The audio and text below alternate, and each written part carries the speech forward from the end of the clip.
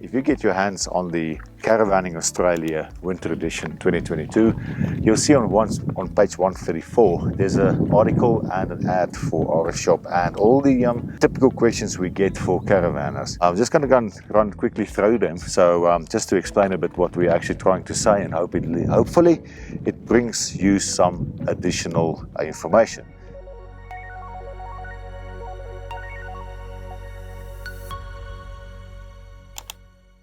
The topic of the article is stay connected on the road with RFShop. It's pretty much the 4G solutions for on the road, either in a vehicle or in a caravan.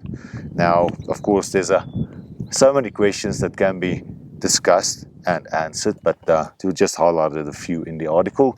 Hopefully that will prompt you to look at the question, look at the solutions, and understand that it's not going to be that hard to get a really good solution. In fact, it's quite easy. Let's have a look at the, I'm not going to read the whole article because it's there. You can buy the magazine, you'll see it's in there. But just to explain, do I need a signal booster, such as the selfie, or will a modem with an external antenna be enough? Now, this is a topic that we've discussed a few times on our channel, and the key thing for me to explain here is the actual antenna does probably most of the hard work.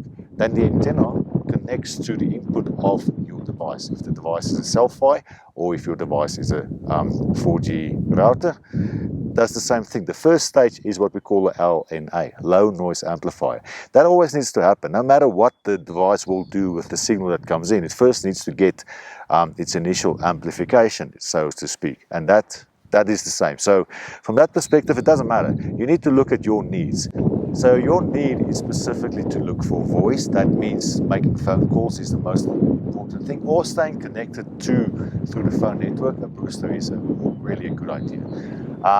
On the other hand, if you specifically look for data, you need internet, and you're okay to make internet calls, WhatsApp, Facebook, Skype, those kind of phone calls, then a modem is a better solution because you do get a slightly better sensitivity using a MIMO device. It is a somewhat different technology and you get better reach, but you can't have a voice specific function. So it's two different applications, but the reach is the same. It's just how it actually converts it into something useful for you is different. What is the best 4G setup for traveling to remote areas? The best is going to be a directional antenna. So if you want to know what is the best idea is going to be to take something like an XPOL2 or the EPNT antenna, which is an antenna that has the modem or device on behind the antenna. That's going to be the best. You're going to get the best quality of service, but it's not always practical. So second best, but not by saying it in a negative way, is to just get a really awesome antenna on the roof. And that's why we use the MIMO 3 antenna as an example to put on the roof, because that can be permanently mounted. It's an antenna, you put it on there and you have a connection going forward. The beauty of any of these antennas, either XPOL2 or the MIMO 312, those type of antennas, they just come with cable ready for you to connect a device. In our kits, we provide you the option to buy a RET360 or some of the other Teltonica devices. If you have a Nighthawk M6, if you have a Nighthawk M2, or even an M5, which is no longer available, that'll work. You just need to get yourself a small TS9 to SMA adapter cable available on rfshop.com.au, and you will have the same package. So if you have your own modem, no problem. If you don't have a modem, no problem. Come to our website and we can help you with a solution that fits your specific setup and your specific need. If you need a selfie, also no problem. And you can connect the selfie also to the same antenna. So if you have a MIMO antenna, you can also use that for your selfie solution. You don't need to have a dedicated selfie antenna. Next question. I don't want to always sit in my caravan to work. How far can I extend the signal from it? Now the signal here, let's say it's a router. If it's a Teltonica, it has external antenna ports.